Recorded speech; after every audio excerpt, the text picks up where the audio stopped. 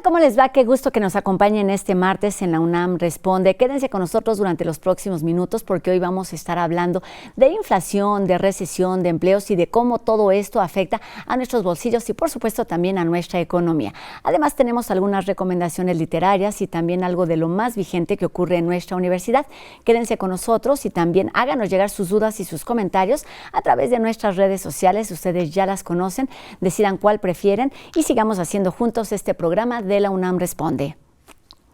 Y el día de hoy comenzamos con buenas noticias y es que queremos compartirles con agrado algunos de los logros y los alcances de nuestra universidad durante los tiempos más complicados de la pandemia. Su actividad sustancial, que es la academia, no se detuvo, alcanzando cifras que muestran el empeño de una comunidad positivamente UNAM. Durante la pandemia, la UNAM no se detuvo y logramos números muy positivos, al registrar más de 200,000 nuevos ingresos en bachillerato, licenciaturas y posgrados, más de 66,000 egresados y más de 45,000 títulos y grados emitidos. Con más estudiantes beneficiados y más avances tecnológicos, nos refrendamos como la Universidad de la Nación. Somos positivamente UNAM.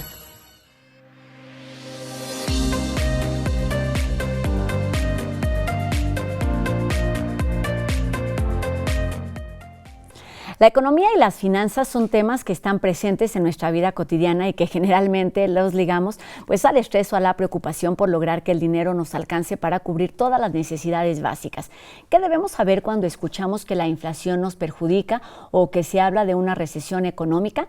Para explicarnos estos conceptos y otros y cómo impactan en nuestro día a día, el día de hoy saludamos aquí en el estudio de TV UNAM a la doctora en Economía Eufemia Basilio Morales, quien es investigadora del Instituto de Investigaciones Económicas de la UNAM, profesora de la FES Zacatlán y quien fue reconocida con el Premio Distinción Universidad Nacional para Jóvenes Académicos 2020 en el área de docencia en Ciencias Económico-Administrativas. Doctora, ¿cómo estás? Un gusto saludarte aquí en la UNAM Responde. Buenas tardes. Muy bien, Rosa, muchas gracias por la invitación. Es un gusto estar el día de hoy con ustedes para hablar de este tema tan difícil, ¿no? Como es la inflación y la recesión económica. Difícil en muchos sentidos de entender, quizá de explicar y también de vivir en el día a día. Y pues vamos a empezar por ahí. Doctora, tú estás trabajando desde distintas líneas estos temas y lo que nos gustaría que hiciéramos para empezar es que nos expliques de la manera más sencilla cómo podemos entender el concepto de inflación y también el de recesión económica.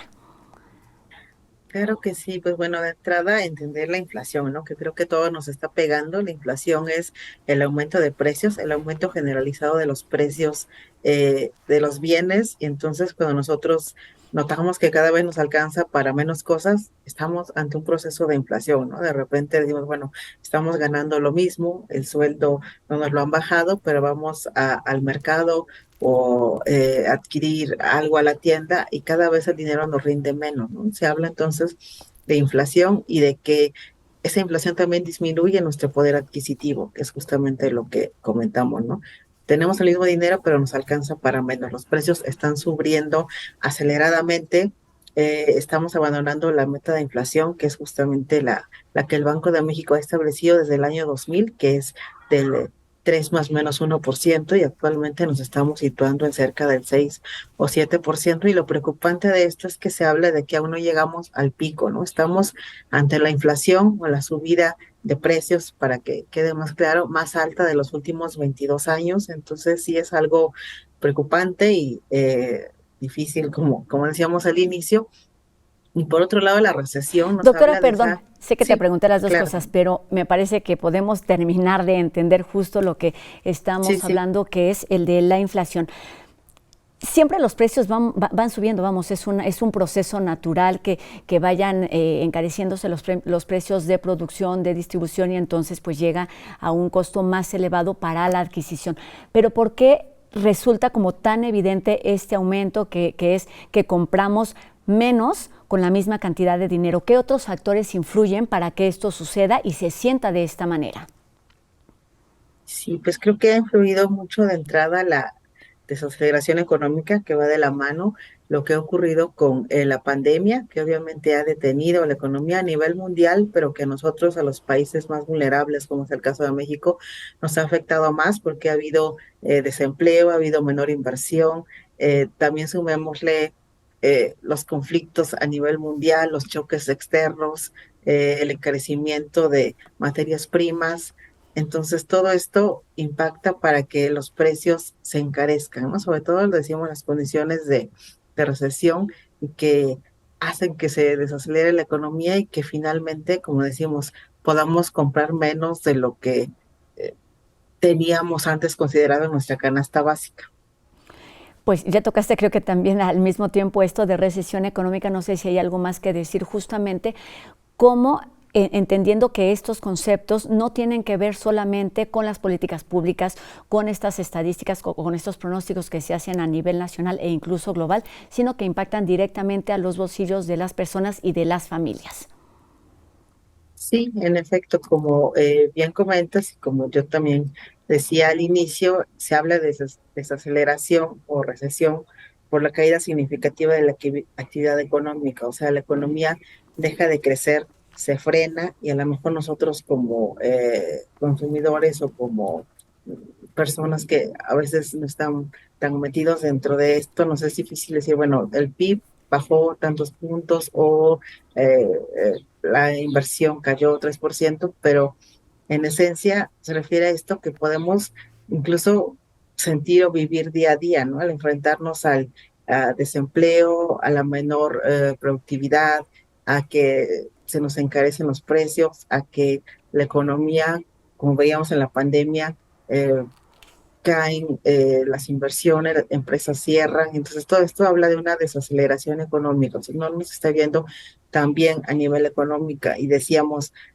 el hecho de que se sume a la inflación que generalmente van de la mano porque suben precios de insumos, de energéticos, de fertilizantes, de productos básicos, porque hay conflictos como la invasión de Rusia a Ucrania que finalmente afectan el precio de energéticos y que eso encarezca, no sé, la gasolina y que a su vez como esta se utiliza para transportar bienes intermedios, pues estos suban, ¿no? Entonces nos damos cuenta que es como una bola de nieve que va impactando a a todos los factores en cadena y que finalmente hacen esta situación tan preocupante que, bueno, estamos en la antesala de lo que se prevé puede impactar de mayor manera en nuestro país, ¿no? ¿Consideras entonces si se puede hablar ya de una crisis económica a raíz de la pandemia, pero también de la situación que ya se venía viviendo, al menos en regiones como la nuestra, en donde está México, que es América Latina? Sí, yo creo que tal vez es muy duro ya decir crisis, se habla de la entrada a la recesión y que pues también estamos preocupados por lo que ocurra con Estados Unidos, que sabemos la gran dependencia que tenemos con ellos y que el factor que implica una desaceleración en su economía o una recesión obviamente no nos pegará también. Entonces, hablaría de recesión, no sé si atreverme a decir ya crisis, pero habrá que ver cómo iniciamos el siguiente año. De entrada, esta inflación seguirá incrementando, como te digo, el pico va a ser en septiembre, a lo mejor a final de año, si todo va bien, se frena y se habla ya de una previsión de un crecimiento mínimo, porque también se han contraído las previsiones de crecimiento por parte del Banco Mundial, del FMI, del Banco de México, pero de que quizá a mediados del siguiente año empiece a haber una recuperación o un retomar la meta de inflación, ¿no? Que disminuyan los precios.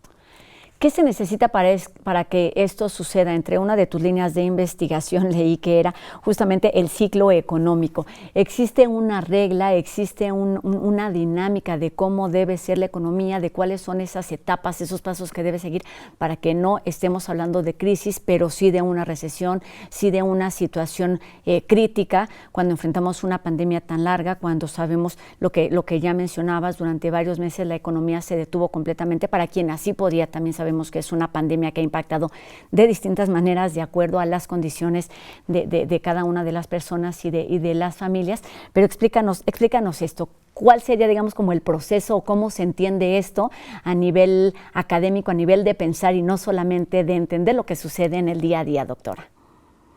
Sí, y bueno, creo que es un problema que venimos arrastrando desde hace décadas. Las condiciones de la economía mexicana se han visto vulneradas desde los 80, crisis del 82, del 94, y realmente de esto de lo que estamos hablando del modelo de metas de inflación, que ya dijimos, ya se nos salió de la meta y aumentó, pero realmente también ha sido muy criticado por los estudiosos de estos temas, los que estamos del lado heterodoxo o del lado de la mayor intervención estatal, ¿no? ¿Por qué? Porque desde el año 2000 nos hemos entrado o enrolado en esa meta que sí ha estabilizado precios, pero solo eso, ¿no? O sea, el crecimiento económico no ha sido objetivo de la política económica mexicana y eso, les digo, desde hace sexenios atrás.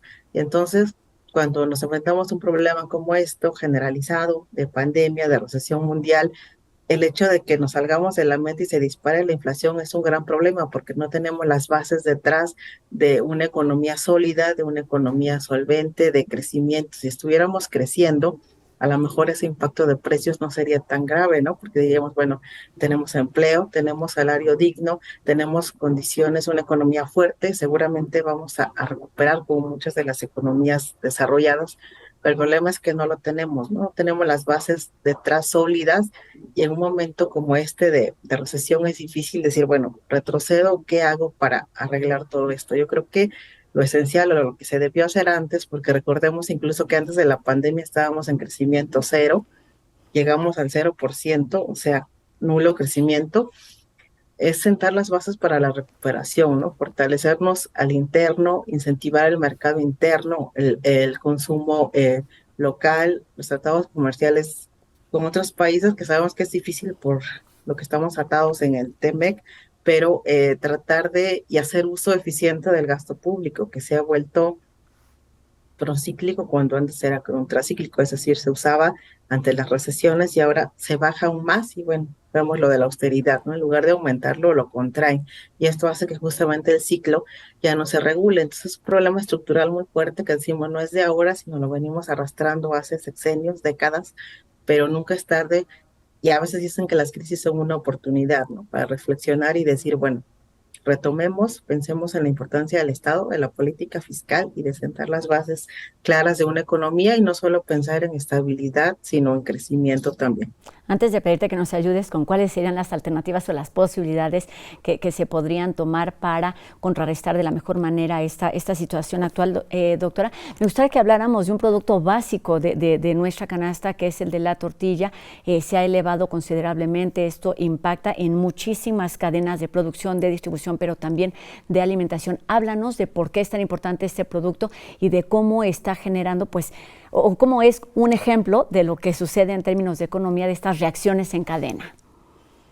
Sí, sí, qué bueno que es un bien que todos consumimos y por eso creo que nos afecta tanto, ¿no? El hecho de que se disparen los precios y de repente pues trata de regularse, pero se va y tenemos las disparidades en donde a veces en un lugar lo encontramos a 20, otros a 23, en las zonas fronterizas más cara, y al ser un bien de la canasta básica o de uso común, obviamente encarece todo, ¿no? Pensemos en los pequeños negocios que venden comida o que venden tacos y que entonces al vender un producto más encarecido le van a tener que subir el precio, ¿no? Entonces hablamos del efecto en cadena o los restaurantes o los que utilizan masa, o sea, se vuelve una bola de nieve y de repente ya también había leído que ya hay tortillas piratas, ¿no? O sea, hechos con la menor calidad y a un precio menor y entonces pensamos qué es lo que estamos consumiendo los mexicanos o a qué tenemos que enfrentarnos cuando se nos encarece la canasta básica, cuando en lugar de poder comprar 1,5 kilos de tortillas, tengo que comprar 1 kilo, ¿no? ¿Y qué pasa con el consumo y la calidad de la alimentación que estamos llevando a nuestra casa? Entonces, digo, ese efecto se hace en cadena y entonces afecta a otros productos que también se encarecen por esa situación. Doctora, estamos por terminar la entrevista, tenemos poco tiempo y hay Sí. dos temas importantes que ya tocaste, pero me gustaría que ahondáramos más específicamente, y es que nuestra economía está directamente relacionada y más viviendo en esta situación de un mundo global. ¿Qué sucede con la relación con América, con Estados Unidos cuando se está hablando pues de algunas negociaciones, de algunos puntos muy específicos que se deben hablar en cuanto a este tratado del TEMEC, y también con respecto a lo que sucede del otro lado del mundo con el conflicto entre Ucrania y Rusia? Sí, pues desgraciadamente somos altamente dependientes y desde el Telecan ha quedado claro ese precedente, más del 80% del comercio es con Estados Unidos y obviamente lo que a ellos les impacte a nosotros nos va a afectar el doble, ¿no? Nos hemos visto afectados por factores externos, también como decíamos, la subida de precios de combustible por el conflicto Rusia y Ucrania y por la subida de tasas de interés que ahora está eh, haciéndose en Estados Unidos y que pues le siguen también en efecto dominó a todos los países. En nuestro caso es también así. El Banco de México ha subido la tasa de interés para contraer justamente la inflación porque lo utiliza como un mecanismo de contracción, pero al subir la tasa de interés afecta a los créditos, ya que nosotros podemos pedir prestado a banco o para algún bien, se encarece todo esto, ¿no? Entonces sí, es un efecto que genera incertidumbre y que nos preocupa porque también ya se habla de una futura recesión en Estados Unidos y en las condiciones del acuerdo del TEMEC, que sabemos que pues, se habla por ahí también de un incumplimiento que hay que revisar del lado de México y que entonces eso va a afectar, sobre todo yo creo que a principios del siguiente año, a la situación económica porque vulnerará la economía y el efecto que se tendrá sobre la nuestra, ¿no? Sumándole al aumento de la inflación, a la recesión y yo creo que habrá que pensar en algún plan, alguna estrategia, algún tipo de políticas de gobierno que puedan ayudar a la recuperación, si no inmediata, sí de largo y mediano plazo, ¿no? Dice, doctora, ya vamos tarde en esta implementación de planes y de acciones para ayudar a contrarrestar a esta recesión, a esta situación crítica de México y de los mexicanos, pero pues para ir cerrando ahora sí la entrevista, platícanos qué podemos hacer nosotros en cuanto a esas pequeñas acciones como ciudadanos, como familias, en cuanto al ahorro. Pensamos también en temas de empleo, muchísimos empleos se perdieron durante estos 2 años de pandemia y se habla o se ha optado también por el empleo informal. ¿Qué es lo que podemos hacer nosotros desde nuestro lugar, por supuesto, en equipo con las políticas públicas, con los gobiernos, para ayudar a esto que nos platicabas como recuperación económica? Sí, bueno, de manera particular, nosotros yo creo que hay que velar por nuestras propias finanzas, ¿no? A lo mejor no podremos influir mucho en las políticas económicas, pero sí preocuparnos por cómo nos puede impactar que finalmente a los que menos tienen es a los que les impacta primero, ¿no? Entonces, eh, de repente yo siempre aconsejo ahorrar por poco que sea, porque a lo mejor digamos, ay, bueno, tengo 100 pesos para ahorrar al mes o 200, lo que sea, hay que tener un guardadito, aunque la verdad ahora ante la inflación, el problema al que nos enfrentamos también es que nuestro dinero cada vez vale menos, ¿no? Lo que a lo mejor me alcanza para comprar en una semana, la siguiente semana me alcanzará para menos, ¿no? A pesar de eso debemos tratar de ahorrar y si se puede en instrumentos financieros mejor, ¿no? Que sé que muchas de las familias mexicanas no tienen acceso a ahorrar en el banco o a ver otro tipo de instrumentos, pero sí es posible hacerlo. Si no, tener siempre un guardadito porque si nos enfrentamos a desempleo, a subida de precios, a enfermedad y no tenemos nada, pues esto será un golpe aún mayor, ¿no? Y después, pues también comparar precios, que sabemos que la ley de la oferta y la demanda hace que a veces encontremos más barato en ciertos lugares, comparar antes de hacer la compra semanal o de la despensa, porque a veces nos vamos a lo más cercano, pero eso encarece, ¿no? Lo que podemos adquirir. Entonces, siempre revisar precios, siempre comparar, tratar de disminuir los gastos hormiga, que de repente decimos, bueno, es un gustito, pero el café de la mañana o el que se me hizo tarde y tomé el taxi, todo eso nos impacta y parecería nada, pero finalmente haremos un ahorro mayor y cuidar, no endeudarnos si no es necesario, con instituciones eh, financieras, mucho menos con, de repente, pues por ahí nos endeudamos en otro tipo de préstamos que no tienen Ay, validez, y que lo hacemos casi sin entonces sin financiera. darnos cuenta. Sí, Pues ahí están estos consejos que podemos adaptar en adoptar en nuestra vida cotidiana, pero también hay otros estudios que se hacen en otros niveles y esto es lo que está sucediendo justamente en este momento con el boletín del Instituto de Investigaciones Económicas, Coyuntura Económica, en el que justamente están preparando un tema relacionado con este tema. Platícanos para terminar en un minutito qué es lo que vamos a poder sí. encontrar y en qué temas están. Así es, Rosa, muchas gracias. Justamente coincidimos en este tema que, como decimos, es muy importante y de coyuntura. Y el siguiente número que ya estará listo en unas semanas del boletín de coyuntura económica que ahora está en mi cargo, hablará de justamente esto, ¿no? La desaceleración económica y la elevada inflación en México en el entorno actual, y donde pues habrá en 4 artículos el espacio suficiente para abordar de manera más clara y de manera más abundante este tema que, como decimos, es preocupante, pero hay que entenderlo, abordarlo, analizarlo y hacer propuestas, ¿no? También muchas gracias, Rosa, por el espacio para hacer este anuncio.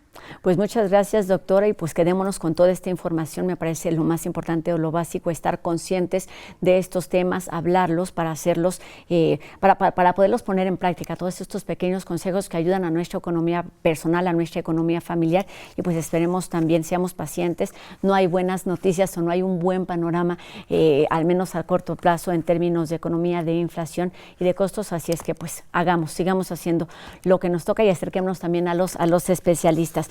Doctora, muchísimas gracias por estos minutos para la UNAM Responde. Eufemia Basilio Morales, investigadora del Instituto de Investigaciones Económicas y también académica de la FES Zacatlán. Muchísimas gracias por estos minutos.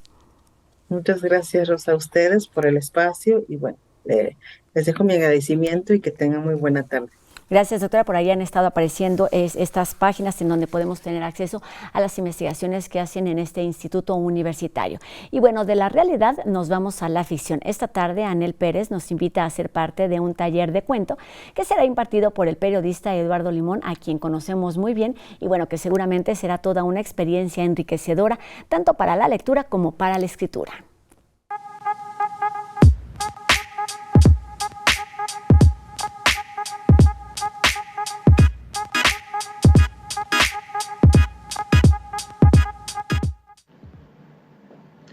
Hola, les doy la bienvenida a este espacio dedicado al fomento a la lectura y la cultura escrita.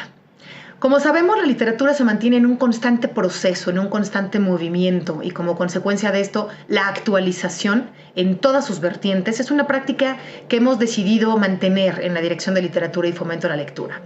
Por eso, hoy quiero invitarles a que se inscriban en el taller de cuento Ganando por Nocaut, organizado por Universo de Letras, nuestro sistema universitario de fomento a la lectura. Y bueno, la idea de este taller es justamente contar mejores historias a través de dinámicas que promuevan el reencuentro con las voces, las letras y la total imaginación. Imparte nada más y nada menos que nuestro querido Eduardo Limón, autor, reportero, cronista, alguien que ha colaborado en diversas publicaciones, en suplementos culturales, en proyectos radiofónicos, en proyectos televisivos. Desde luego aquí en TV UNAM ha estado muy presente. Su cuento Mesero fue ganador del Premio Iberoamericano de Novela y Cuento Ventosa y Arrufat y de la Fundación Elena Poniatowska este año, en 2022. Todo en este taller va a girar alrededor justamente del cuento. La definición clásica de cuento es una narración breve que por su estructura es útil para relatar sucesos concretos. El cuento, como sabemos, es una de las formas más logradas de la literatura y de uno de los referentes básicos para destacar escritores imprescindibles de todos los tiempos. De alguna manera, el cuento resume la identidad humana. El taller Ganando por Nocaut va a iniciar el martes 6 de septiembre. Van a ser 5 sesiones semanales de 2 horas de duración vía remota en la plataforma Zoom. Así que hay tiempo todavía para inscribirnos, pero se van a acabar seguramente muy rápido los lugares. Hay que solicitar los informes en el correo electrónico que aparece en la pantalla y desde luego seguir las redes de Universo de Letras para seguir en contacto con este y otras ofertas de literatura y fomento a la lectura. Que no les cuenten, acérquense, prepárense y compartamos nuestros mejores cuentos. Nos vemos la próxima semana. Si leo, no me encierro.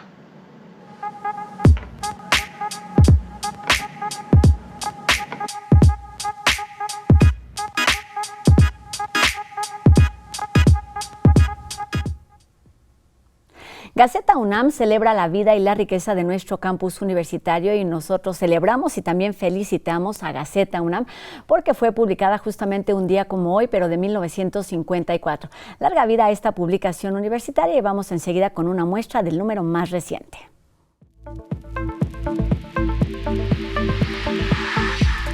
Con una portada en la que se lee CEU, símbolo de la nación y propiedad de la humanidad, esta publicación se une a los festejos por los 70 años del campus universitario y 15 de ser considerado patrimonio mundial.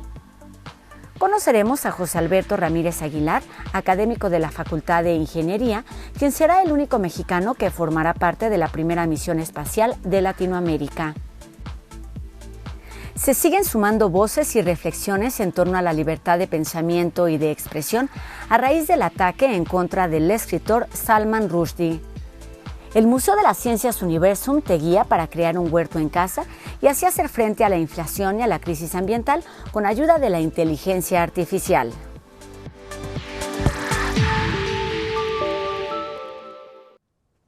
Y para despedirnos el día de hoy les queremos compartir una invitación para escuchar en vivo a la universitaria Margot Glantz. La cita es el día de mañana, miércoles 24 de agosto a las 18 horas en la Casa Universitaria del Libro, donde la obra de esta académica, ensayista, narradora y tuitera se integra a la Biblioteca Cazul para Escritoras, un espacio que busca ser un espacio de difusión para autoras mexicanas y latinoamericanas. La también profesora emérita por la UNAM y conocedora y apasionada de Sor Juana Inés de la Cruz recibirá un homenaje en donde se reconocerá su amplia trayectoria literaria y por supuesto también su estilo inigualable. Ahí la cita en esta Casa Universitaria del Libro de la Colonia Roma.